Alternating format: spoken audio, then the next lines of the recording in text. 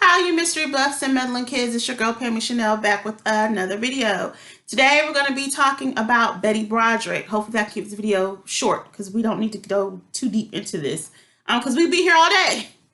So if you are interested, there is a Netflix docu-series or docudrama called Dirty John, and they are doing a video on or season on Betty Broderick. Came out last year. I tried to avoid this docudrama because number one, I'm not a big fan of when Netflix does docudramas, and we'll talk about that when I cover the whole Last Czar. That horrible, not historically accurate. But I gotta give Netflix credit; they did a very good job with this drama on Betty Broderick. A lot of times they'll watch movies that show her in a crazy light, and this one tried to be fair, and I always appreciate fairness.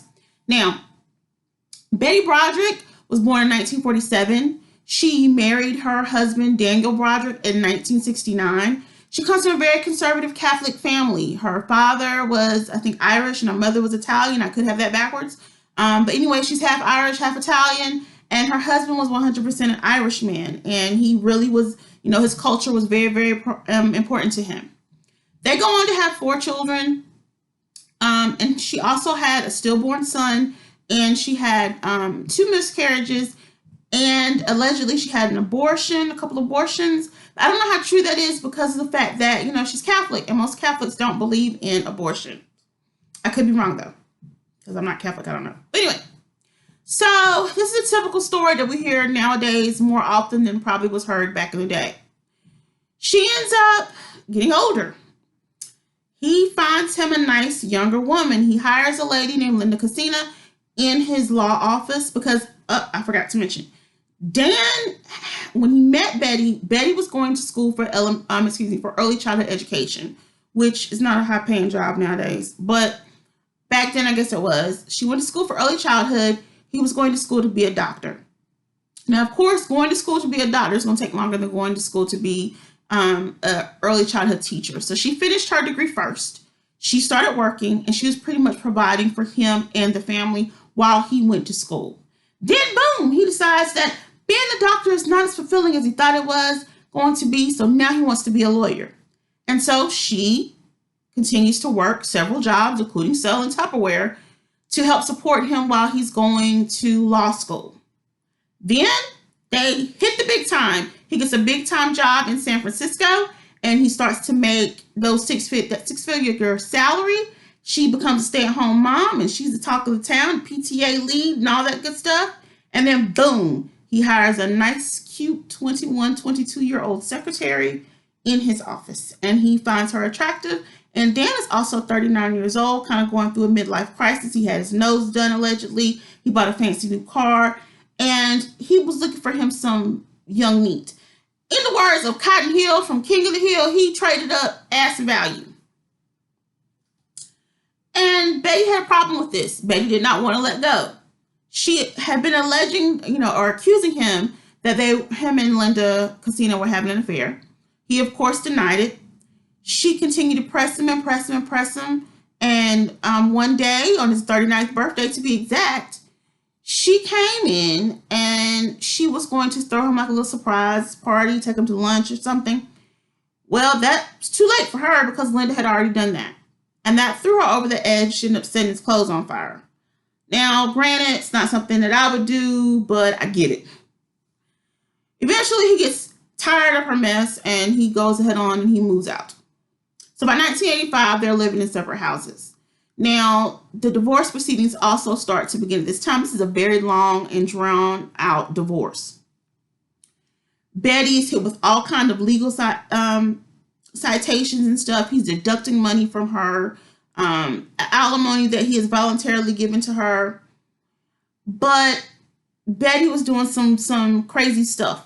One of the biggest things that I take issue that Betty did was dropping her kids off one by one, leaving them unattended at their father's house, which in return had him file for, of course, full custody of the kids, with her getting some visitation, which of course drove her over the edge.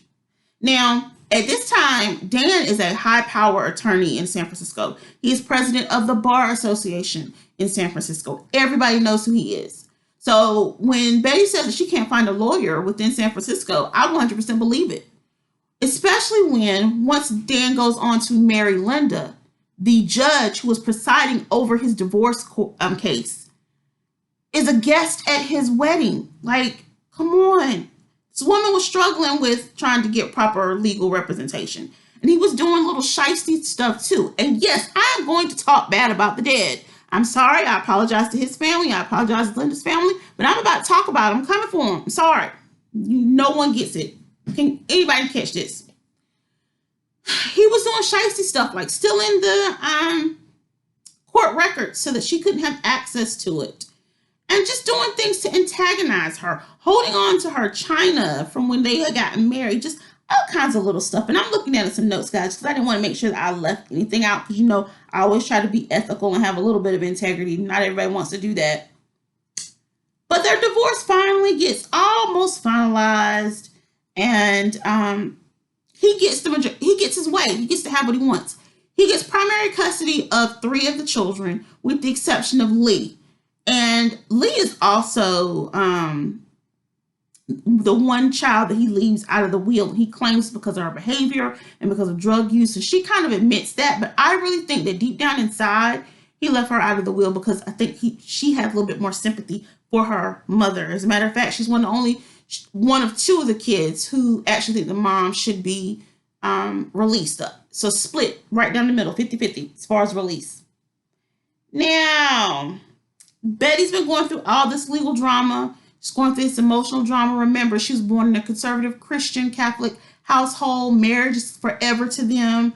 She is pretty much dependent on the money that Dan was bringing in because she's no longer working. And when she finally does start working, rumors and stuff are spread all around the town, and pretty much her reputation is gone. At this point, for me, I probably would have just moved out of San Francisco, went somewhere where my money would have stretched and, you know, lived out my days. But everybody does things differently. One weekend when Betty has her oldest daughter over, her oldest daughter leaves her keys. Betty takes those keys and goes into the house that Dan and Linda are now living in. And Dan and Linda are married at this point. She shoots Linda and then shoots Dan. Dan tries to go for the phone. She unplugs it. She shoots him again. And they both end up dying. Now, we had this long, drawn-out trial. The first trial ended in a mistrial. Second trial, she was convicted of murder, 2 counts. And she had to serve 32 years to life concurrent. So she's been up for parole twice. The reason why Betty can't get parole is because she cannot own up to the fact that and just say, hey, I shot these 2 people. I was enraged. I wasn't in my right mind. I shot them. I'm sorry. Every time Betty goes up to the board, she says what Dan does. Well, Dan ain't here no more. Linda ain't here no more. And her kids are split. 2 of them think that, hey, my dad isn't here. He can't live his life in the sunset in his golden days. She shouldn't be able to live her life comfortably either. And the other 2 are like, the only 2 people that she was a threat to are dead now. She needs to come home. But all of the kids do have a relationship with their mom, even though she's in prison, and that's great. And here are my final thoughts on Betty and Dan and Linda. First of all, the crap that Dan Broderick did, and like I said, trigger warning, I'm about to talk bad about the dead. The crap that Dan did would not go on today.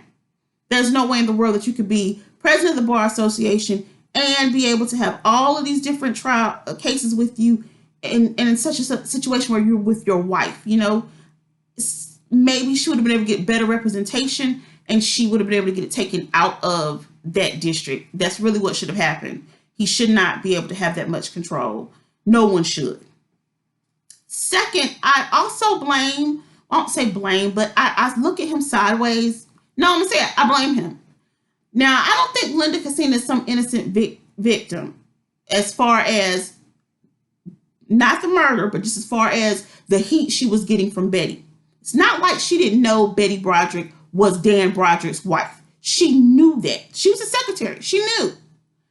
But she still insisted on getting in a relationship with this man. And granted, this man is a multimillionaire. This man probably made some advances to her. She may not have been, she's about 21, 22. She may not have been mature enough to really handle it. But on that same token, you knew this was a married man. You got involved with him. Y'all didn't really get into a relationship where he was talking about marriage until like 1985. Y'all started fooling around about 1983, 84. So you knew this man was married. And this is something that can be learned for a lot of young women and older women. You shouldn't mess around with a married man. And the reason why is because you don't know which one of the two in the relationship is unstable. If he's out looking for someone else, he could be the unstable one.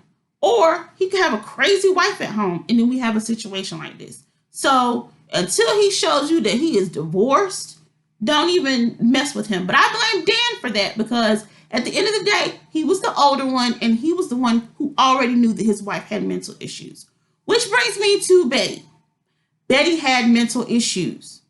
Here's a woman who has gone through several miscarriages, a stillborn child, definitely probably dealt with postpartum depression, who was working all these jobs, had all the stress stuff under her, and was raised in a crazy family.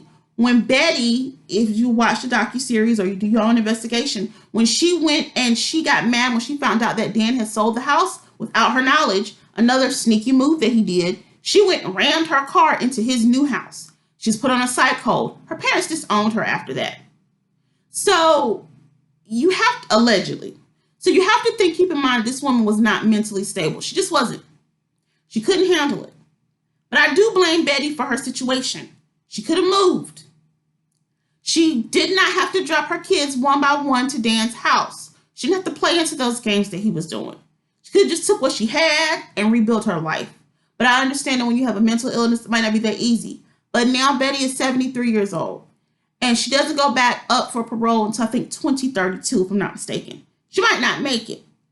But if she does go back up for parole, she needs to take responsibility for her actions. Don't even bring Dan and Linda in it. Apologize and be done with it, so you can live the remainder of your days, with your family. I hate the fact that she did not handle this well enough and didn't have the resources to handle this correctly, because back then mental illness was still considered to be taboo. If you were going to see a shrink, people automatically thought you were crazy. So, and it's also something that he could have used against her as far as court proceedings too. He could have subpoenaed her medical records. So I get it. But at the end of the day, you have to take responsibility for your own actions. And unfortunately, Betty hasn't been able to do that yet. And until she does, she will never see the light of day. And I hate it for her. I hate the fact that any person has that much control over you. Because this is not a situation, a Jeffrey Dahmer situation or Ted Bundy situation where this person is just malice and mean and really, really crazy. This is a situation where a person just allowed someone to have too much control over them. He had too much free space in her head, and then it ended up like this. But like I said, I hope she does finally get out. I think it's just a waste of money to keep that woman in there. It's like her younger kids said, people that were the most of a danger to her, or the people who probably would have gotten, murdered by her, they're already dead. Her biggest victims, they're dead. And I also think her kids are a victim too, and that's another thing that pisses me off with Betty, because she didn't think about her kids. She was too wrapped up in what she wanted and not actually taking a step back and actually looking at how things really were. The friends, the money, the cars, none of that stuff really mattered. What should have mattered was her children. And I think on that front, all three of them failed those kids because they were all acting like children. But anyway, like I said, if you go and watch the Netflix documentary, Dirty John, season 2, the Betty Broderick story. Also, and I'll suggest this movie, but remember, the movies are a little bit out there. Because this movie was done during all the heat of all of this, the trial, and it really didn't give they didn't even talk to Betty when they made this documentary. So go and watch the A Woman Scorned, the Betty Broderick story. It's on Amazon Prime, both A Woman Scorned and Her Final Fury. So it's a 2-part or drama series. They loved that back in the 90s, boy. So go and watch that. And if you guys like this video, hit that thumbs up button. If you don't, hit that thumbs down button. We all good over here. If you like the videos that I do, please subscribe to my channel. We'd be happy to have you over here. And until next time, stay nosy and stay meddling. Bye, guys.